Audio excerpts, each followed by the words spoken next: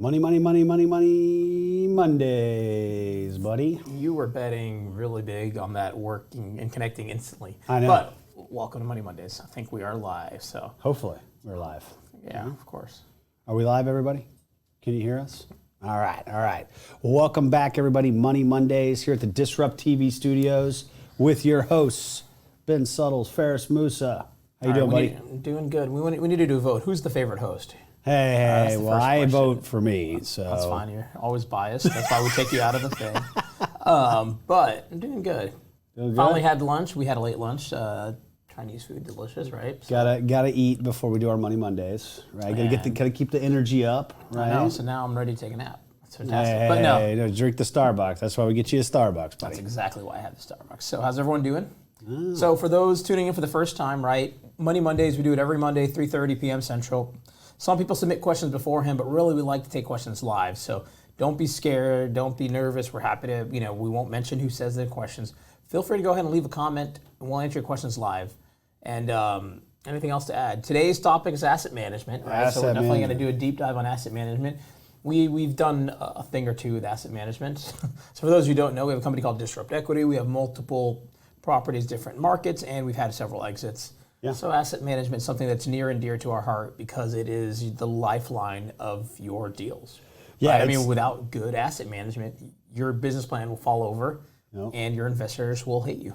Yeah, that's where the rubber meets the road, right? And it's not all a cakewalk, folks. I mean, I think one thing that I always tell people that are getting into this business and want to syndicate deals is, yeah, the sexy part of the business is the finding the deals and raising the millions of dollars and being a hero and closing the deal out. But really that day one, when you take over that property, that's when the real work begins. You thought it was hard actually finding a deal, raising the equity and getting it to closing. That was actually the easier part of the process, right? Because now you have a business plan that you have to execute on for your investors.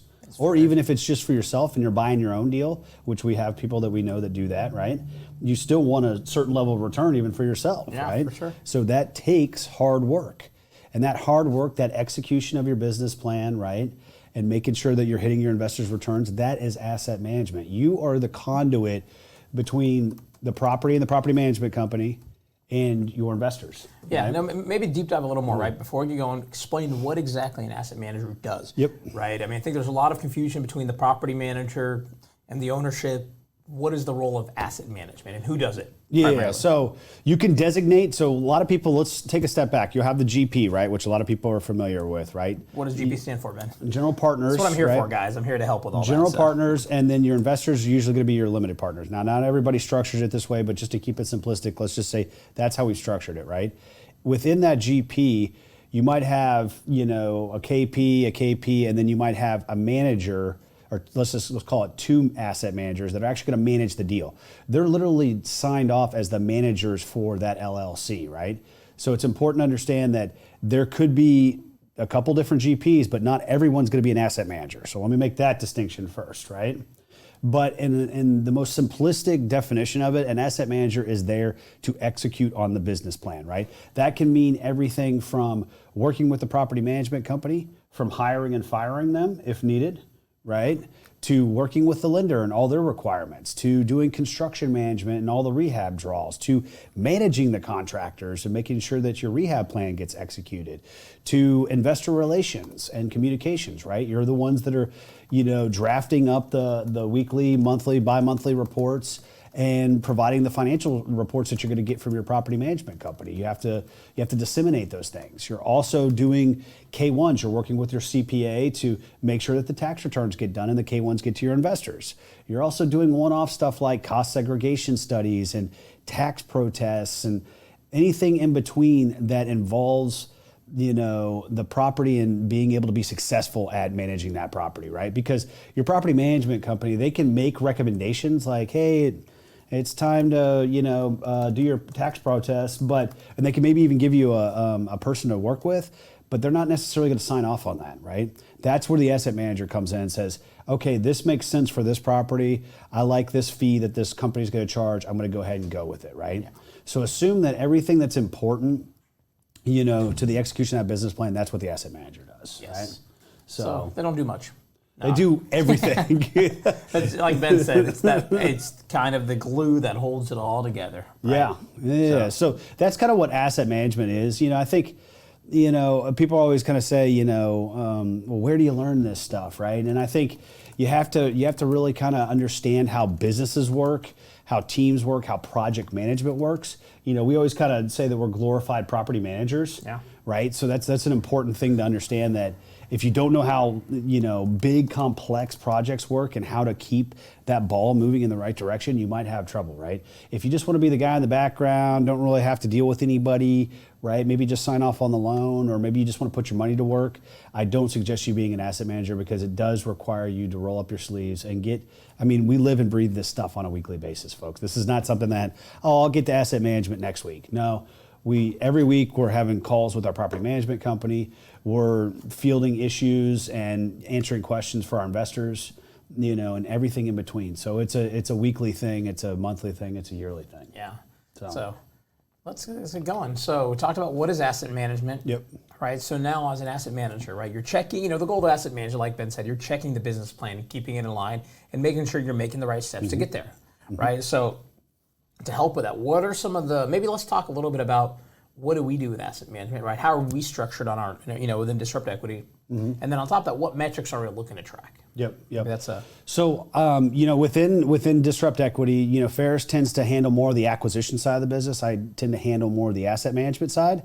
That doesn't mean that I'm doing the day-to-day. We also have an in-house asset manager. His name is Neil Bertrand. He's a good guy, and I work in close, contact with him on a weekly and a daily basis to make sure that we're executing our business plan. We're working with the property management companies, right? But some of the metrics that me and Neil and Feras are tracking are kind of the same stuff that you would think would be important, right? Making sure that revenue is staying stable or going up, right? Can we increase rents, or do we need to decrease rents, right? Maybe we're in a situation like we find ourselves now in COVID, right? And you want to keep occupancy up, you want to keep the right tenants in place, right? You might decrease rents. Nobody wants to hear that, but it's one of those things that's driven by the metrics and the data and the sub-market, right? You're not always going to have control over this. You might find yourself in a situation like COVID where everybody is way below you are at this point because they made an effort to decrease rents, and then you have to make that decision, right? So rents, revenue, that's important. Keeping occupancy up, obviously you want to track that, right? You want to look at your expenses, right? From not only, how are you in line with what your rehab dollars are going to spend, and are you keeping on track from the construction standpoint, but also just your operational expenses, right? Is that something that, you're still staying within budget? If not, why? The variance report that we see on our financial statement is extremely important. I would say that. And then, just tracking anomalies in the expenses in general, right? Because expense control is something that your property management company, no one does well outside I was of you. I was gonna try to be People politically. are happy to spend your money, Ben. How can I be politically correct about this statement? They're not very good at that. Let's just put it that way, right? The good property management companies tend to be good at two things, right? Trying to keep occupancy up and trying to drive rents, right? They're looking at the top line, right? But as we all know, right, you have your NOI, and even below that, you have what's the cash flow, right? And you have to look at it holistically and understand that expenses are a big factor in making sure the property is profitable. So we look at expenses quite a bit, right? So let me pause you there. So for those tuning in, right, let's maybe kind of go through some comments. David, how's it going? You're a number one supporter so far. What's up, buddy? So I think you've been on every one of these, so glad to see that. Amir, how's it going as well? We haven't seen you at our meetup in a while, so I know, buddy. Amir, right? How you doing, man? He's you got to come by our office sometime and check it out. You can come see the studio. So you you're can more wear your than welcome mask. to come by, We're socially distancing. We're being safe. Yeah. So let's see. So for those of you tuning in, right, Money Mondays, every Monday, 3:30 p.m. Central. We talk different topics. This week we're talking about asset management. We're happy to answer questions live and go through anything people want to talk about. So. It doesn't have, your question doesn't have to be about asset management, right? Like I said, like I always say, you could always ask Ben about how he lost his hair. One day someone will ask that. You're going to get a better joke here, my friend. We're happy to talk anything, multifamily, business, personal, whatever. Yeah, being an entrepreneur, All right, Amir, let's do it, Amir. All right, pick a date, man. Like maybe send us an email and let's make it happen. Yeah, man. Let's definitely keep Come on by. You know, I mean, it's been one of those things you kind of realize that it's been about 4 months, man, or since I think we we last kind of been saw going through this. Amir, or last meetup would have been probably February. Did we do one in March? We might have done one No, in March. we did. I think Anton came down. You know, I think that was the Yeah, last one that we did. the It March was one, early so you're March. right. You know, so that's the last time we saw a April, lot of our May, friends. June, we're almost 4 months out. So, in Yeah, like a it's couple crazy. days. Next It's week, 4 crazy. months. You know, so what are some of the other metrics, man? I know I kind of rattled off All a right, few. let's see. So lately with COVID, we've been talking about daily deposits, Collections, So right? we've been all over that one, just every day, seeing how are we collecting, how's that Money going. in the bank is very important. right now. Yeah, another one too that people kind of overlook is really understanding turns, and Yep. kind of progress of turns. Did you mention that one? No, I didn't, but that's a good one. Yeah, because that's the one that people like overlook, and next thing you know, the staff hasn't turned anything, and now you don't have any product to rent, and it takes 3 more weeks to get that going. So that one I definitely. Or you have to get a general contractor to step in and you and learn help this by out. experience. Ask us how we know, right? Yeah. Because these things you kind of iterate over time, and so turns is a big one. Another one too is just renewals, right? Did you talk about that one? No. All right, so he did the surface. I'm doing the next. I'm talking about all the stuff that we've had pain points on over time. So renewals is another one, right? Understanding, because again, that's what we call the backdoor problem, right? You have the front door and the back door. Front door is new clients. The back door is really people that are already there renewing. And it's easier to keep an existing customer than it is to get a new customer. And so make sure people are happy there. Make sure people enjoy their leasing with you, right? Yeah. And being a tenant at your property and helping Tenant close that back retention door. in general, right? That's important. Exactly. I think especially right now, folks, like you need to focus on that, whether that being not being as aggressive on your renewals or just having a customer service centric organization, right? Responding to work orders, I think, is another important thing. How many work orders do you have open, right? How quickly are you responding to work orders, right? Or do you have 200 work orders and they've all been open for 3 weeks? That's a bad thing because that's 200 tenants that are upset with you. Yeah, no, the Monday reports are important, right? Yeah. There's a lot. So those are what else are, I like to see kind of the what week move-ins are happening, right? And so basically, how is your occupancy changing week to week, Yep. right? Because if you see that there's a lot of move-outs coming and no move-ins, you're going to have an occupancy problem. Yeah. So how do you kind of handle that? And I also my favorite thing actually to see is the last couple of renewals at what price point, right? That one because I want to see that we're getting newer rents, right, and higher rents, Yeah, and kind yeah. of seeing what's happening there. And so. Year over year, right? Month over month. Yeah, and we're talking what's about, I your guess I'm lease? talking about weeklies. So Yeah, there's you also could- a different set of metrics for monthlies. Yeah, I mean, just essentially what your lease trade out is, which is, from when they sign the lease to what you're now, leasing it out at, like, is there an increase there? And you're hoping so, right? Because a lot of the people that you're probably taking off of a lease maybe had signed it even prior to your takeover and, or maybe even not, but it's probably been at least a year, right? Maybe even 18 months. And, hopefully a lot of good things have happened in the property and you're going to want to see a delta there, right?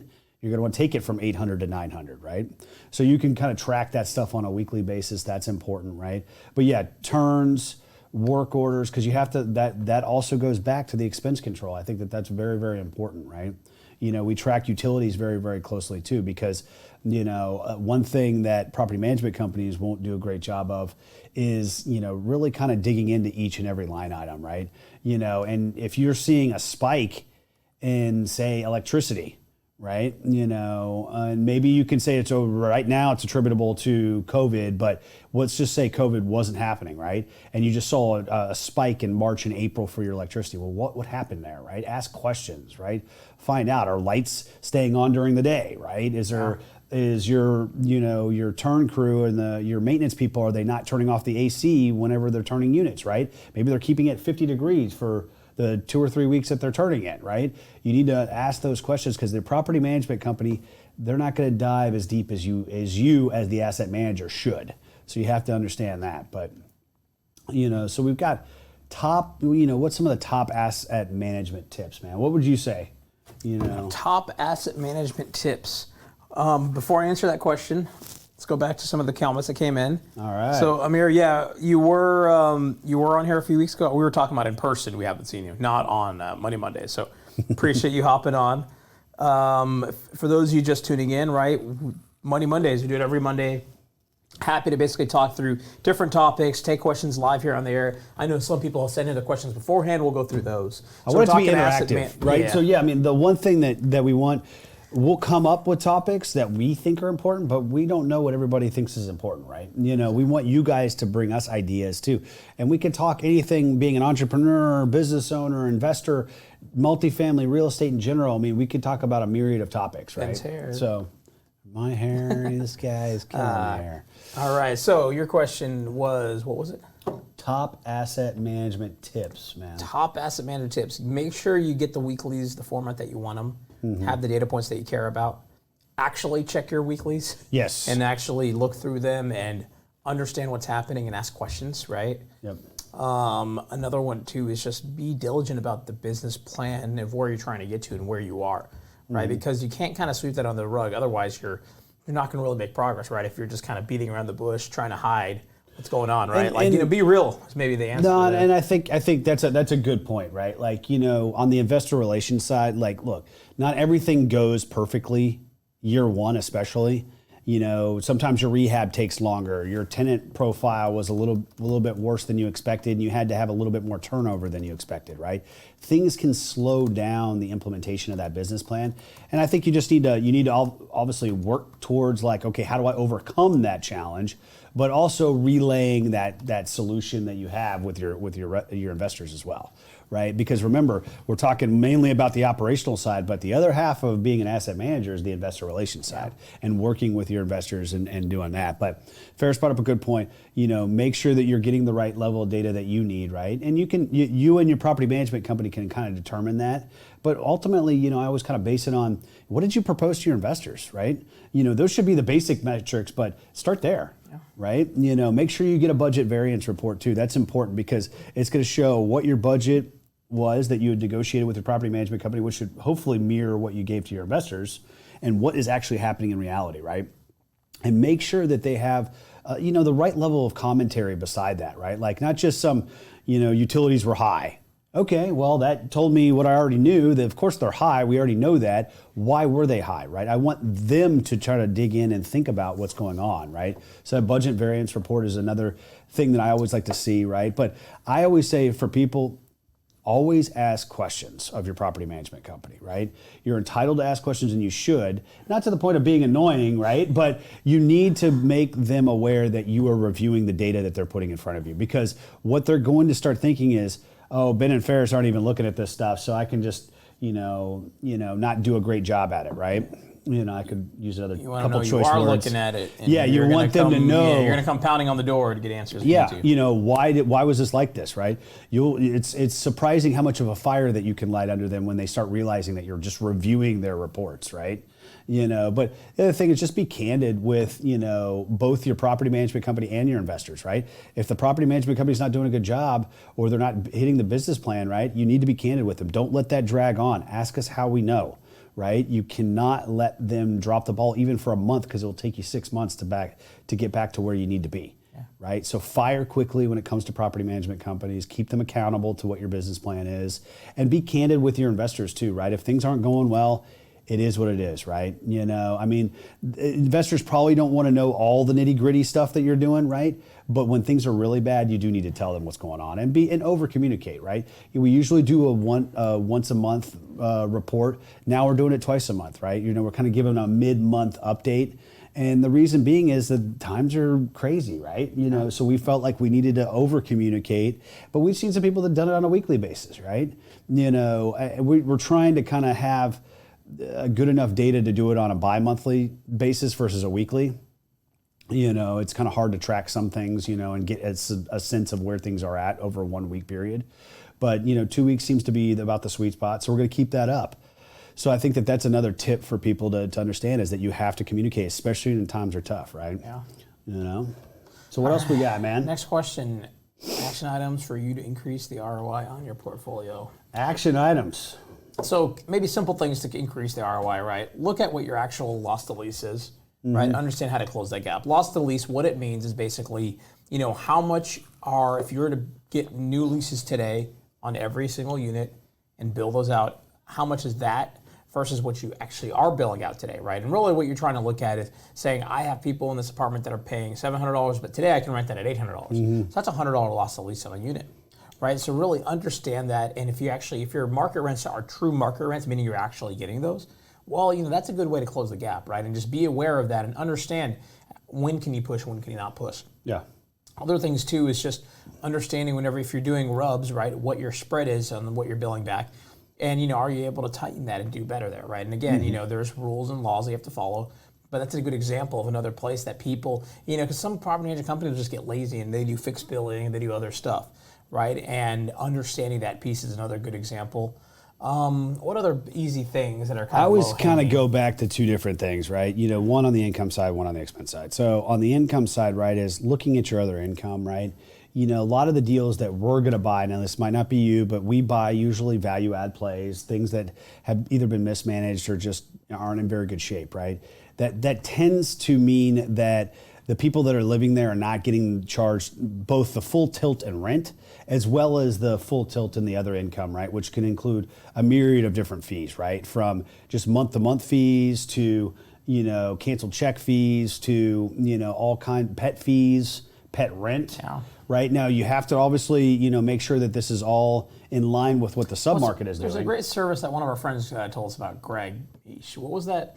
Petsrent.com, I think. Pet check, pet. Yeah, so that's something he was telling us about that kind of helps really with some of that, and so that's something that we want to roll out probably next quarter. But yeah, there's a lot of tips and tricks and tools like that to kind of be aware of. A lot of people right? have dogs and pets, right? And they do create a lot of problems, especially when those folks move out, right? Your $250 deposit is not going to cover the fact that dog soiled the carpet 12 different times, right? Your carpet alone is would going have to covered if he did it 10 times. well, maybe 10, but not 12, right? Yeah. So just trust me, carpet alone is going to cost you more than $250. Yeah. So that is why you're entitled to have a pet deposit, you're entitled to have pet rent, right? As long as it's all in line with your submarket and you're not the trailblazer. So that's the income side. Let's talk about expense side. One of the lowest hanging fruit things that we've kind of seen is tightening up on the utilities. We alluded to some of that earlier, right?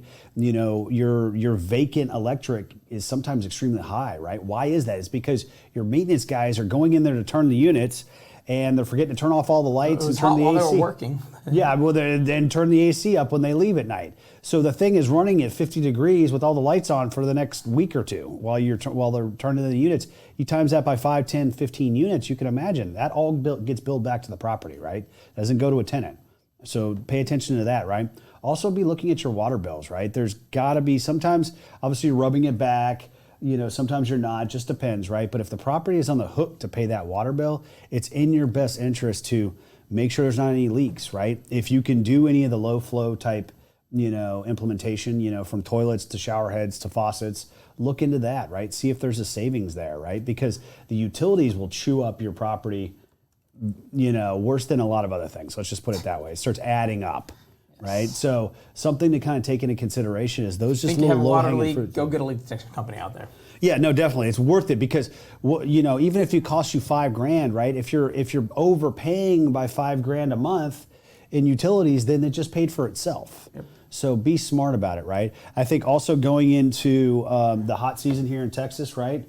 Doing some preventative maintenance things on your HVAC. Yeah, you got to do it before you get into the hot season. Yes, otherwise, it wasn't preventative. Not now. You're already probably too late. Yeah. But doing it in the spring, right before it gets too hot, and if you have to buy some things, get ahead of it, right? Because ultimately, HVAC people, the HVAC parts, those get more expensive in the middle of the summer because guess what? It's supply and demand, folks. You're going to pay more when more people need something. So if you can stock up on it ahead of time, then you're in good shape, right? Same thing goes with the flip side of it, right? If you're in the winter and you need to get furnaces, buy that in the summer, right? So the utilities are huge, right? Something you think about. Yeah, for sure. All right, so for those of you tuning in, Money Mondays, we do it every Monday, 3:30 p.m. Central. Mm-hmm. The goal is really just talking about different topics. This week we're talking about asset management and going through them live. So if people have questions, feel free to leave your questions. We're happy to answer them live. And Shannon, if we could show what's on the screen here, so, and if you could move the box down, I wanted to show this one thing here. So the graph on the right was one of our, we won't name any names, but it was one of our Atlanta properties that we're really, really excited about. During COVID, our property management company was able to actually I'm gonna say our on-site manager. He's done a lot of the heavy lifting. Through the pandemic and not having an office open, he has increased occupancy from 85 to 95. This is on a deal that was basically non-stabilized lease up, so Yeah. it was actually probably from 80 to 90. Right? It might, well, now it's 95. Yeah. But and then he's taken our rents from whatever 100 or so up to 100. And I think we're going to close at 130. What we're billing out. Yeah, we're billing out more than what that. we're collecting, sorry. That's just collecting, right? So remember, collections is just the cash in the bank that month, right? But some people might pay for their rent prior to that, and that's going to be rolled up in the financials. So, like Ben here, he's good at two shoes. He pays his rent, 1 year in advance. No. come on, man. Come on. Only 6 months in advance. All right. So, no, but we wanted, and this is what we're tracking though, folks. Like we put this graph together. Neil is tracking this on a daily basis, right? What is actually in the bank? And we've been rolling this out to our investors. They seem to like the data, right? Because then they can kind of see trends, right? It's all about trends and what is the data telling you, and then making informed decisions from there, right? But we wanted to say a little kudos to our deal in Atlanta, because even through COVID, it's been doing really, really well. And all of our properties are within about 5% of where they were in March. So far. Yeah, so right? we've been, as a team, we've done a lot to kind of help ensure that, right? So that's the good news. But I'm curious to see what happens post stimulus. So, come on, keep your fingers crossed. We need that unemployment money continue to roll in. All right. Well, let's go through some questions. I know we're going to wrap up soon. So maybe let's go through some questions. These are some questions that we got earlier on previously. People submitted, so we'll go through those. If anyone has any questions, feel free to dump them. We're happy to talk to them. Yep. First one: do you have any tools or systems you use to hold your asset manager accountable? Ouch. I think that the numbers speak for themselves, right? Some things, is not going to necessarily be the asset manager's fault. Some things they should be tracking more closely. Some things they need to adjust on, right? But the numbers don't lie, right? And I think, as long as you as an investor or you as maybe another partner on the deal, understand the metrics and how they work and what is the level of success that you're looking for, you can easily say, hey, we're supposed to be at 90% and you're at 80%. It's really, ultimately, it's reporting is the answer, right? What data points do you care, and is the manager tracking them, and is he reporting them? Yeah, right? Absolutely. You can't tell if you're going to perform if you're not tracking them or reporting them. No. So it's kind of the fundamental, and then working through that, right? So that's probably that. We use Asana internally. That helps with a lot of that. That helps keep both our asset manager, our property manager, our on-site staff, us, keeps everyone accountable. Yep. Right? It helps keep it everyone organized. Those are maybe the main things, right? We do have for our in-house management, we do have BI dashboard, which is really powerful. Yep. And so that's another tool that basically gives us really nice visuals around, how the properties are performing in many different aspects. Yeah, it's real-time data, presented in graphs. And so it allows you to kind of, not even have to wait until you get the monthly financials, or not even wait until you have to get the Monday morning report, right? Which is not going to be as inclusive as, say, the monthly financial report. So it's pretty good. So our buddy Jeff Greenberg came on. So Jeff, what's up, man? He's waiting to. We are all waiting to see what happens during when the stimulus dries up. Yeah, we are. Hopefully, it's all roses, but we'll see what happens. So we'll see. Hope we're doing well, Jeff. I think your state's doing a lot better than our state lately. So we'll see. Hopefully, it's a toss-up. I don't know. Yeah. It just depends on the day of the week, right? We miss you, buddy. Hope you're doing well. Yeah, so let's see. And Wassam said great pointers. Thanks, Wassam. Happy to. Let's keep going then. So what skills make a good asset manager? I think being organized. I'll say, actually, I'd like to answer this one. Kind of, to me, the things that make a good asset manager are being organized. Hey, right? I said that. Yeah. Being more organized than Ben saying being organized. No, being organized is one. Right, understanding the mechanics of how the business works, right, and being kind of data-driven, right, understanding data, gathering data, and what it tells, right. Those three things I think are critical to being a good asset manager, right. And if you were to pick two of the three, I would actually say knowing the mechanics of the business. Some of that can be taught, but some of the other skills are less teachable. So those are three really powerful things I think that make a good asset manager. If you're looking for one, you want to look for kind of a mix of those things. Yeah, you got to be comfortable around a spreadsheet, crunching numbers.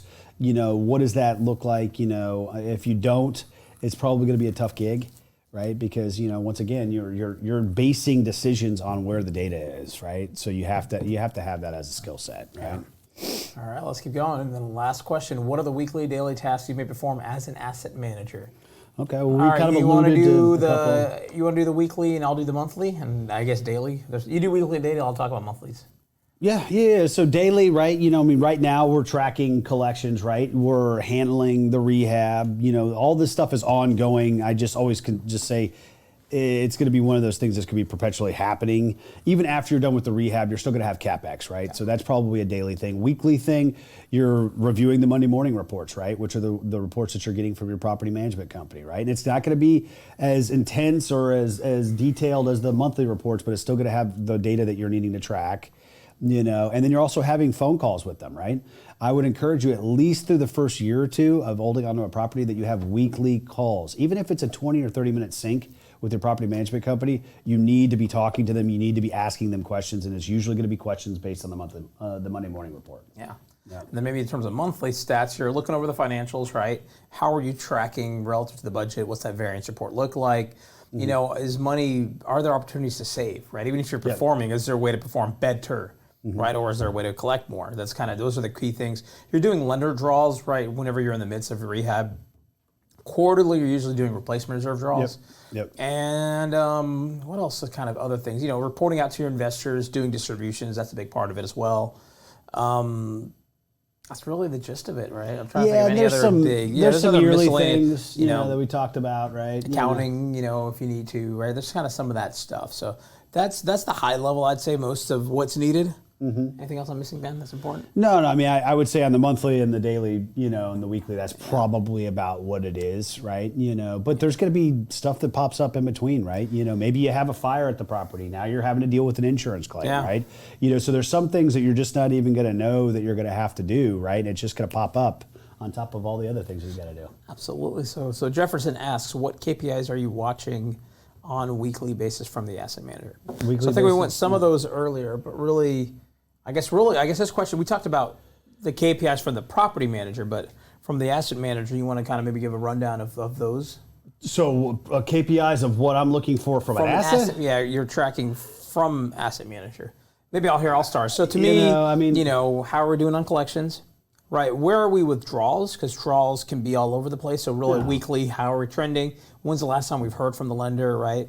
And I guess this is probably where you were going, Ben. There's a lot of overlap between the PM and the asset manager. Yes. But really, to make good informed decisions, what data do you need on a property to reason about it? It's looking at the last leases, right? How are those going?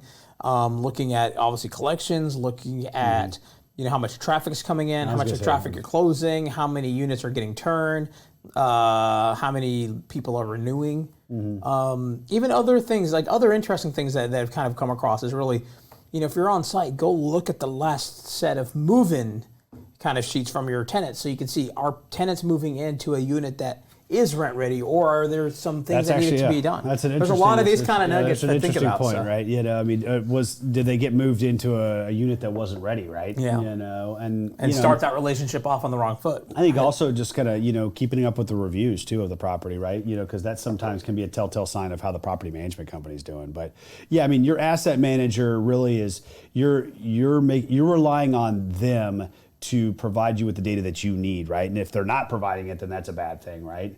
Yep. Keeping organized, keeping communication channel going, and then obviously keeping up with the draws. It's all part of what you have to do as an asset manager, right? Yeah. So for those tuning in, Money Mondays, we're about to call it a wrap. This week we talked about asset management. And so if you have any more questions, please feel free to drop them in. We'll go ahead and answer them here live. But if not, we're going to call it a wrap here in a minute. So if you have any questions, Going twice. Wait, Ben? No, I'm kidding. All right. Anyone else? All right. Well, we appreciate you guys tuning in. No problem, Jefferson. You're welcome. Thank you all for watching. And we'll call it a wrap. See you next Monday.